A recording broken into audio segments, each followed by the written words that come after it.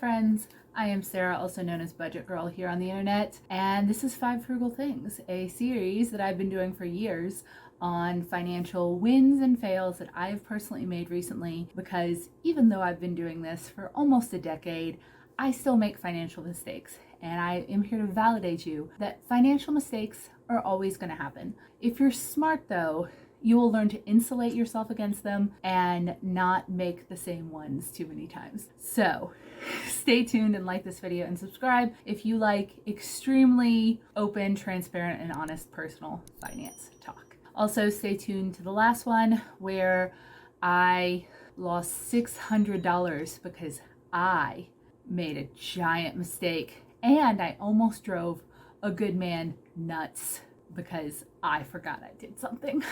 So there's that. All right, so first off, let's start with a good one. I noticed a charge coming through on my account because I do review my budget every single month. By the way, if you'd like to get my budget, it's a spreadsheet, Google-based budget, or downloadable spreadsheet-based budget. You can get it at my Etsy shop, link down below, and I've been using it very successfully for 8 years. But I noticed a charge coming through on my bank account when I was reconciling, and it was for $82 for my car insurance. And I was like, I thought I'd already been charged for them. And so I thought for a second that it had been an additional charge, like I authorized for an amount, but then there was like a surcharge because there was up annual. And I'd seen this a couple of times, if we're being completely honest, but I decided to investigate it. And it turns out I've been paying rental insurance for 2 years for a apartment that I have not lived in for 2 years. Now, the price was being charged $82 every 6 months. So I had missed it 3 times and it had come through, and I remember noticing it and being like, oh, okay, that must just be like the rate increase or something like that for my car insurance, because my car insurance is obviously much more. And I do car insurance and my home insurance and formerly my renter insurance all through the same company. So I just didn't notice. I didn't see. I didn't realize. So I called them and I was just like, hey, what's this $82 charge? And they're like, oh, it's for your rental. And I'm like, how? I have home insurance through you guys. Why was the rental not canceled? I remember having that conversation with an agent being like, we're going to drop the rental insurance, pick up the home insurance. And they're like, oh yeah, those are 2 different parts of the company. So they must have forgotten to email. And I didn't look at that charge. I was able to send over a document stating that hey, I bought this home in May of 2020 and I don't have an insurable interest in this apartment. And they actually refunded me the 3 times that they had charged me about $300. And I was able to cancel the renter's insurance, and it was not a huge deal, but I'm in a very privileged position where I can have $82 come out of my account every 6 months and me literally not notice it. That does mean I'm not paying close enough attention though, and I should have tracked it down on at least one of the previous charges. So I'm in a much better financial position now, but I tell you this because 1, it was a mistake and I like to admit my mistakes, and 2, I want you to notice those things because those can be a real drain on your budget. If you have a subscription coming through that you're not using and you can cancel it and then put that money somewhere else, that's important. If you can cancel something that you've been paying for and even get a refund for it, that would be amazing for your budget, especially with the way the world is right now. Food prices are high, recession is looming. The more closely you pay attention to your money and the more bang you can get for each buck you're spending and making sure that you're not spending on anything that you're not utilizing, just take my idiot fail as inspiration for you to help with that part of your budget and to pay more close attention. All right, so next up, a win.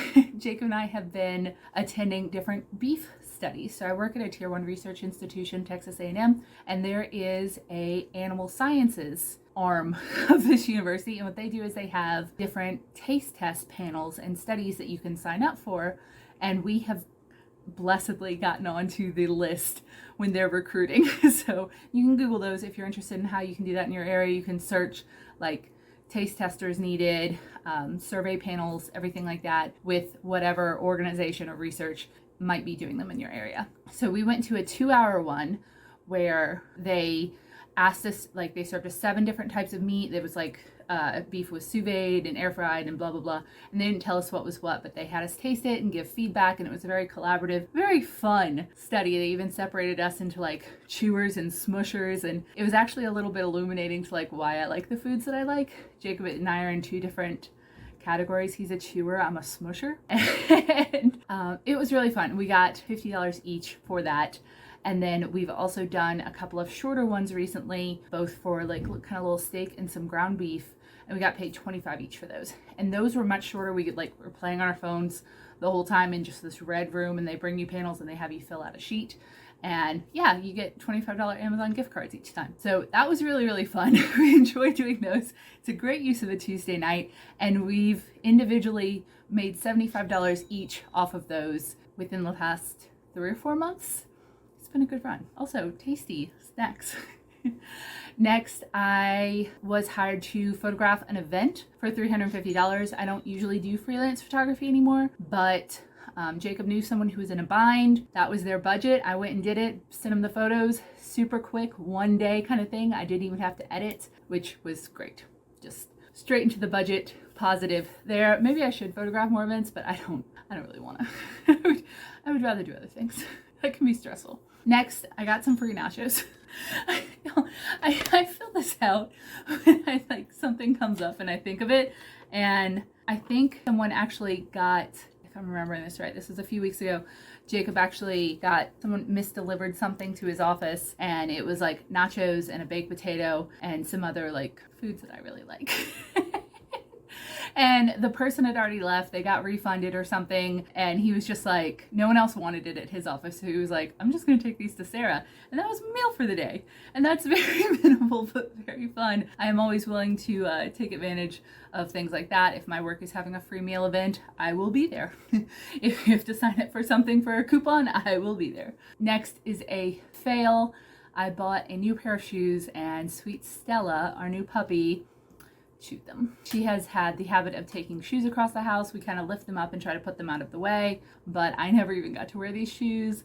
They were like $22, so they weren't that expensive, but she really chewed the heel on them. They must have tasted really good, and those are gone. So we're trying to do better. Jacob actually sent me a picture earlier when he woke up. He stayed home today, and he's like, there's shoes all over the house. And I'm like, did she chew them? Because I saw a pair of my boots, and he was like, no, it looks like she's just dragging them around. We got to get him up and out of the way of her. She's growing quickly and she's very sweet, but really loves the stinky shoes. All right, next, a win. So Texas A&M is a really big campus. I don't know if you know this. It's huge. And Jacob is a mile away. Round trip. You know, he's half a mile away, but to go to his office and back is half mile each way, a mile round trip. Not that bad, except it's over 100 degrees in Texas right now. And if I walk over there, he walks over to me, sweaty messes, not a lot of tree cover. Ugh. So they actually have these little scooters all over campus, so students can, and anyone can just get around, beat the heat just a little bit, and it's about $1 to unlock it, and then like 50 cents a minute and it takes about 5 minutes on a scooter to get over there. So it's about $2.50 per ride, and I am more than willing to do that most days. If he wants to meet for lunch, or if I need to bring something across campus and go visit him, more than happy to do that. That is in my budget. However, a lot of the little scooters don't work for whatever reason, and it's a problem. But you scan them, they won't unlock, they won't disengage, or you turn them on, they're not charged, they won't go, or whatever. Especially the little lock mechanisms, you have to press a button, and they've really been massacred. And often you have to go to 3 or 4 before one works. But VO will charge you for each and every single one. And on the way back from visiting him or having lunch, I think I had coffee with my friend Heather over at the MSC, which is way across campus where he is.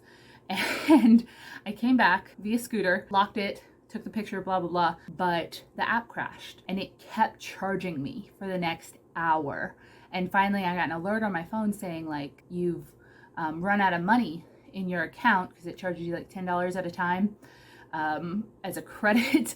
It's like you've run out of money, so your ride is stopped. And I'm sitting in my office working like I've been here for an hour. So I contacted VO support and I actually disputed every time there was a charge where I didn't actually use the bike. And I got over $14 worth of refunds, which most of that, I think like $11 of that was that one ride where it kept charging me. Their customer support is actually fantastic and you can dispute within the app. I've had several times where I'm like, the bike died or it wouldn't go, and it's very easy to dispute a charge in there. I obviously paid for all the charges that I used, but they can look on the map and see like the bike hasn't moved in an hour. Obviously she's telling the truth, blah, blah, blah. Or they track it and you can see that it didn't move. So I got refunds of over $14. That will take like 10 days to get in, but I think that was well worth the maybe 5 minutes I put in to go through and make sure that every time I was charged was the time I actually used the bike. So worth it. And then finally, let's talk about my $600 fail. I have to brace myself for this one. Okay, so you guys know I have a website, budgetgirl.com. And for the last several years of the website, the ads on it have been Google AdSense enabled. So it's a very piddly amount. Google actually does a decent job of paying YouTubers for their video views, whereas I might make $50, $150 off of a video like this. Depending on how many views I get and what ads are on it, I could have a similar number of views, maybe like 10,000 views on an article and make $2. So it's not a lot. So I've been actively working for now several years to try to get my traffic up over on budgetgirl.com. I even got my wallpaper. I even like tracked it last year, but it's one of those things where there are only so many hours in the day and I don't try to push you guys too much to go to the website unless there's something new there. So it's fine. It's fine. But the reason I was trying to get traffic up is so I could change advertising sites. Now, right now I use, like I said, I use AdSense, but there are all of these other advertising managers like Mediavine, Ezoic, and a bunch of other ones that pay a lot more per view.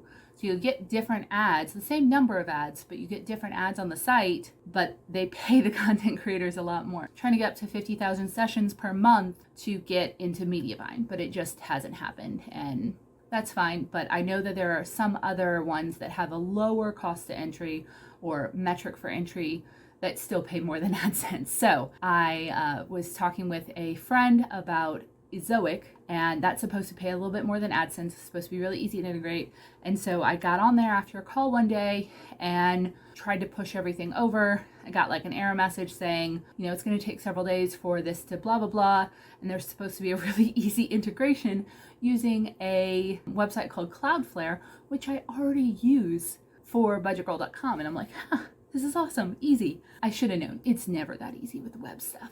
Never. I think it's in process, like they're trying to get the content rights from AdSense, and I forget about it for a few days. I figure I'll get an email when it comes in, whatever, website's working fine. About a week later, I'm trying to upload new content, publish it to budgetgirl.com, and it won't show up to the front page. It's showing as published, but it won't drop into the carousel scroller or on the front page, which is the easiest way to get you guys to the content. Is when it's new, it shows up on the front page of budgetgirl.com. And so I'm trying to fix it. I'm trying to fix it. I'm rolling it back. I'm rolling it forward. I'm backing up to a previous site. And finally I get my web guy, Adam, who lives in the UK. And I'm like, I can't, I just help. And Adam's fantastic. He does my monthly backups and everything like that. And he's done a lot of work on the website. And he's just like, okay, I'll look into it.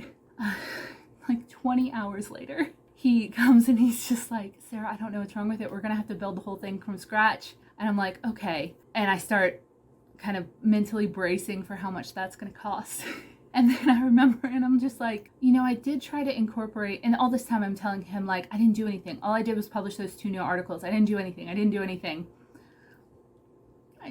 And I tell him, after he's worked on this for like 20 hours, like, hey, there was this one thing. I tried to switch or integrate this new ad publisher, Ezoic, and he's like, I've been seeing that word, but I had no idea what it was. And as soon as, apparently when you toggle one little button, when you sign up for Ezoic, it like harangues the entire site and changes it to a 28-day updating cycle, where I was publishing things, but they weren't going to show up for another 28 days. And it really just like pulled all of the access and all of the preset things for the website, and he had to turn that off, and it worked again. And now we're working to integrate those ads kind of in a different way and individually placing them so that the entire website doesn't operate on this crazy instant integration system. So that costs $600 in Adam's time because he charges per hour, as he should. And it just, I didn't argue it. Obviously, like he charged me his hourly rate for all the work he did, and he deserved it more. And I feel so bad because this is a problem that I created for myself, and I instantly forgot, as I do with a lot of website things, that I was trying to do it. And the whole point was to get the website to pay me more. I make about $50 to $90 a month off of ads on budgetgirl.com, which is less than it costs. It's somewhat significantly less than it costs to keep budgetgirl.com running with the different plugins and fees. So I have Cloudflare and I have all these other things that go into backing up the site, keeping it up, keeping spam bots off of it, stuff like that. And of course, Adam's time for doing all the server stuff and back end. It costs me money every month. So YouTube pays for the website, but I'm not sure I've made $600 off of Budget Girl in the past year, or of budgetgirl.com. So this was a huge mistake, and the whole point was to make more money, and ended up costing myself significantly more. And it's just because I forgot. I don't think there's a life lesson here. I just wanted to complain about my own ineptitude when it comes to the web. If you feel bad for me, you can go to budgetgirl.com and maybe click on some things. There are articles there, and they're all meant to help you get better with money and to inspire you and to teach you about side hustles. And there's a whole free page of downloads and resources and printables and budgets. And it would be great if you could go there if you feel so inclined. I will link it down below. So that's 6 frugal wins and fails. Ideally, I usually like there to be more wins than fails on these, but I think the fails really outdid myself. Yeah, this one was painful. I'm still emotionally recovering from losing $600 on that, but I'll be okay. I will be okay. It would make me feel better though if you subscribed and joined the tribe of perfectly imperfect personal finance people. Oh, I actually really like that. And join the party where we are open and honest and transparent about our wins and our fails, but it's okay because we're still moving forward and upward and beyond. All right, I will see you guys next time. Tell me your frugal wins and fails recently in the comments. I would love to commiserate if you too had a fail, and I would love to root for you if you win. All right, I will see you guys next time. Bye.